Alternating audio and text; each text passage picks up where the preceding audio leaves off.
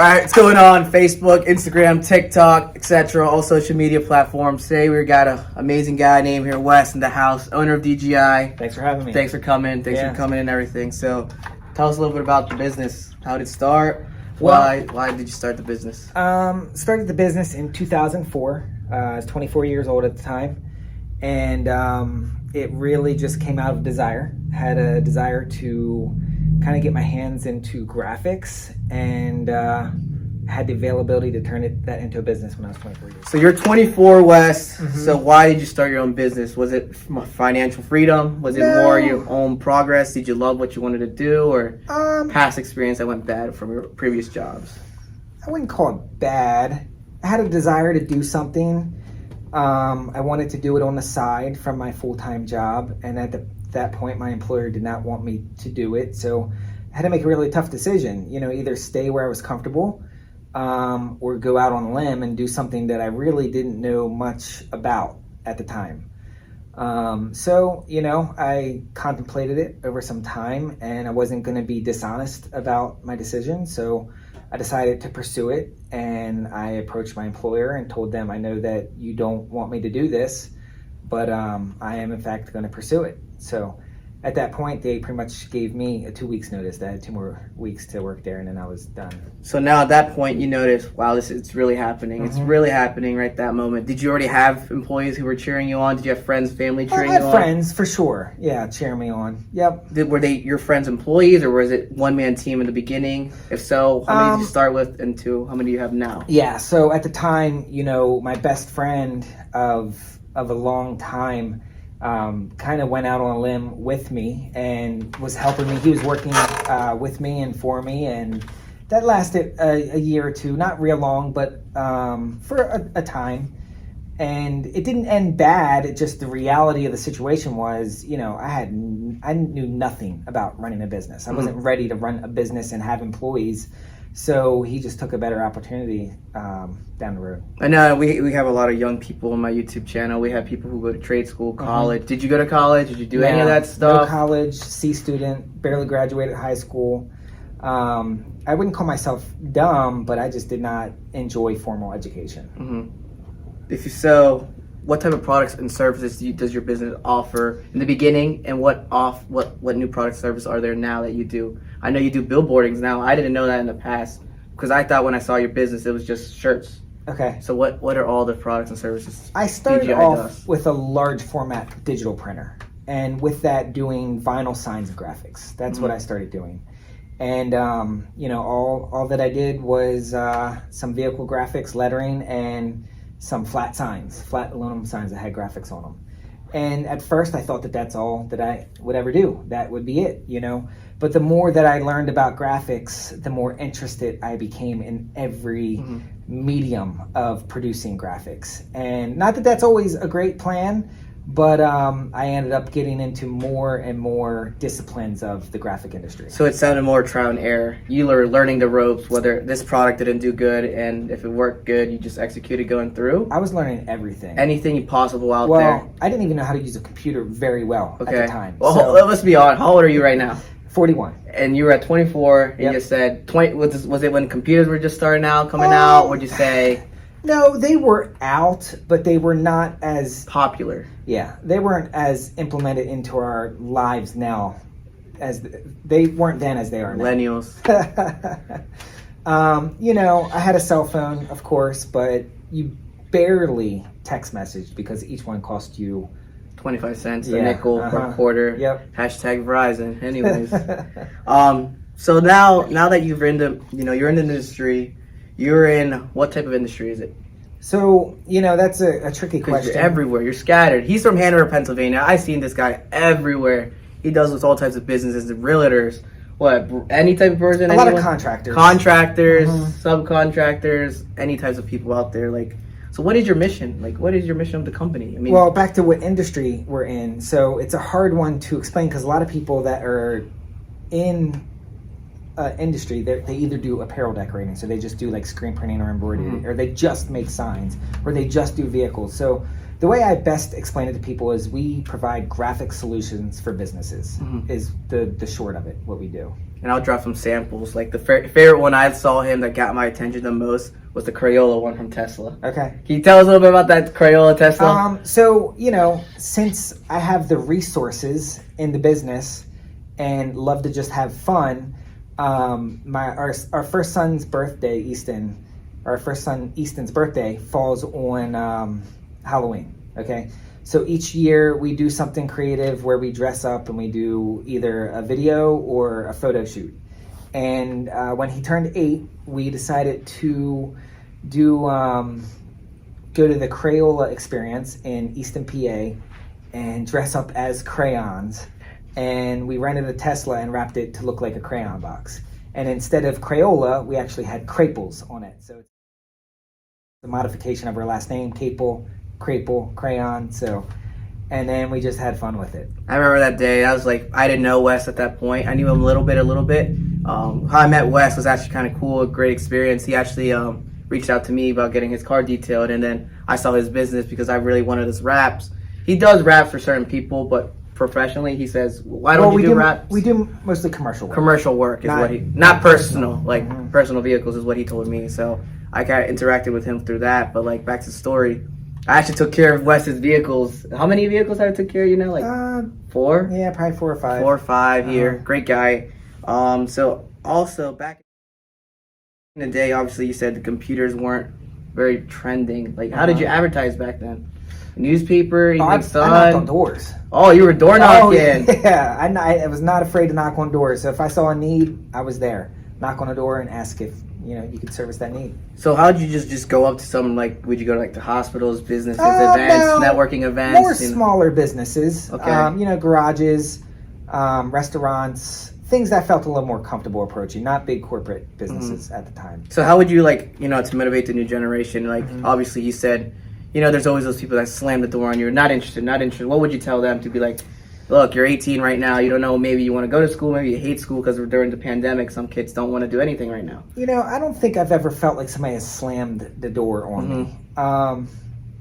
Maybe the opportunity isn't for the moment, but I think most people, when you have a service that they need, are willing to listen because they also know that if it's not the time for you now, it may be down the road.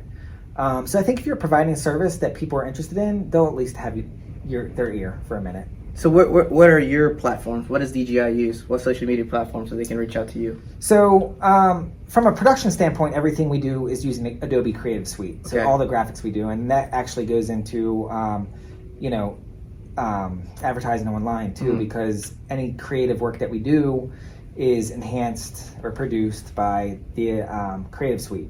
But we use Facebook, Instagram, and LinkedIn.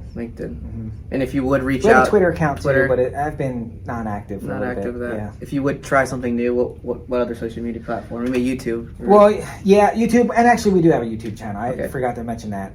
We're not very, proactive in it. We have some stuff that we post, but I wouldn't say it's intentional and planned. It's just kind of happenstance. So obviously we're here in Hanover, Pennsylvania.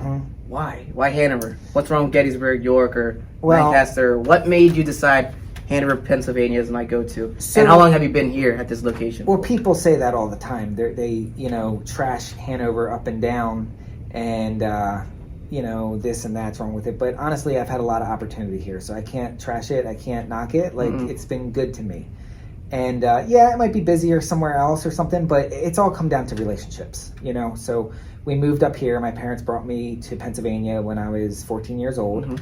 And we were in Glen Rock, which is outside of Hanover, but Hanover was like the go-to. So from, 14 to 18, I made a lot of connections and contacts, or I should say 14 to early 20s.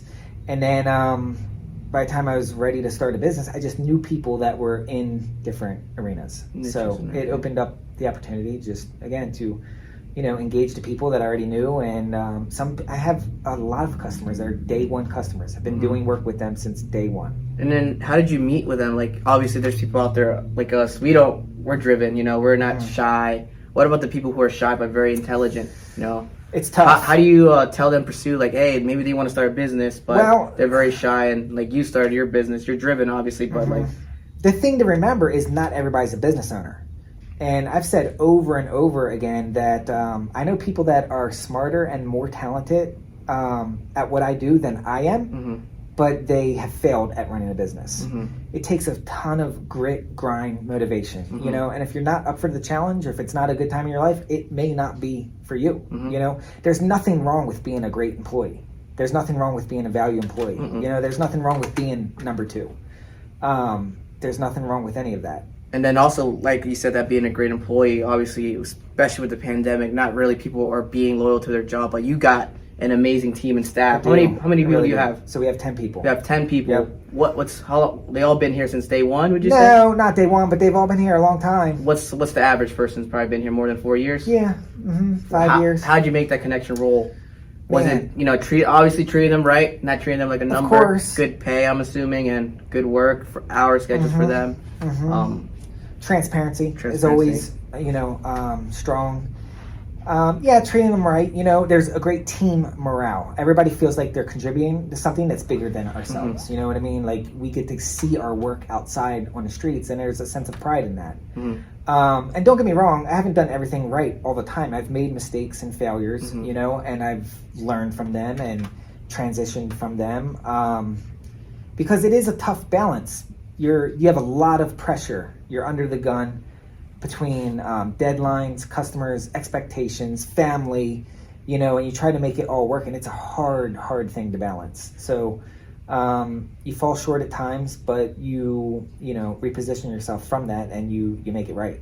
So was there ever any time in your life where, like, I'm so close to getting bankrupt, or like risk taker? Like, there's always opportunity where some businesses are like, whether I get to, you know, either go bankrupt or finish through or go strong. You know, any crazy hardships like that you witnessed in life? Or? No, not as far as financially. And the reason for that is because we operate very, very conservatively. That's awesome. So we have a set amount of months of payroll as a cash balance, and I won't waver from that. So that allows me to take risks, but also have a sense of my people's livelihood not being at stake.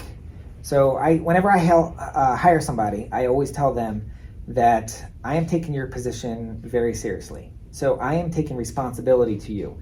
If I'm hiring you for full time, a lot has to go wrong for a long period of time for me to say, hey, we don't need you anymore. Because I know they're depending on me, you know, and they're taking trust in me, and I want them to have confidence. I think that has been what has built that sense of loyalty. So it's 2022, you know, pandemic hit. Like, you had company goals saying, but then pandemic hit. Does those affect your goals in a hard way, or? Yeah, so, well, 2020, we had our best year to date. And prior to that, every year we experienced growth all the way up from the last, 16 years. 2021 is the first year in the history of the business that we did not have a year of growth. So, yeah. And the frustrating thing about that was not because we couldn't have, the demand was there, but the supply chain just took a brutal hit, and we were losing anywhere between $2,000 and $5,000 a week in potential sales. So a week. A week. Oh my God, that's 5 times 4 is 5 times 2,000. Oh yeah, And then multiply that, keep going on and on. Oh my gosh. So now that you've finally done it, you know, any last thing you'd say to anyone who maybe would want to start a business like yourself, like what you would have?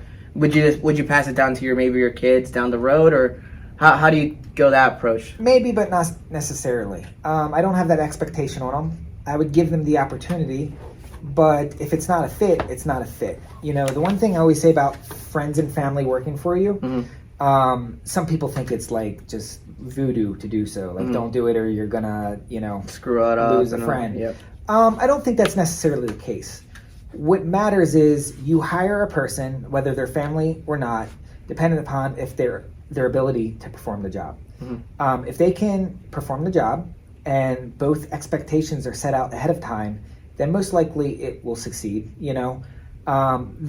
What happens is when things fail, go wrong, are when you give somebody a job because they're friends or family and you're trying to help them and they're simply not cut out for the job.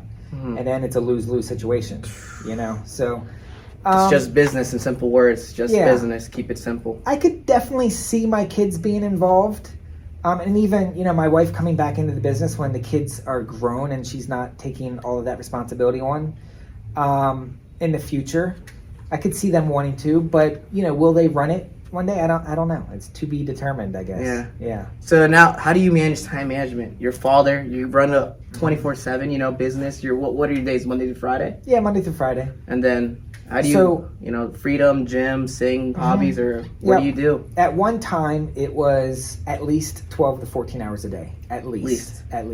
Yep, if not more. And that was for a good, 3 or 4 years. Because, like I said, going into it, I knew nothing about any of it. All I had was a desire. I didn't have the experience or the understanding.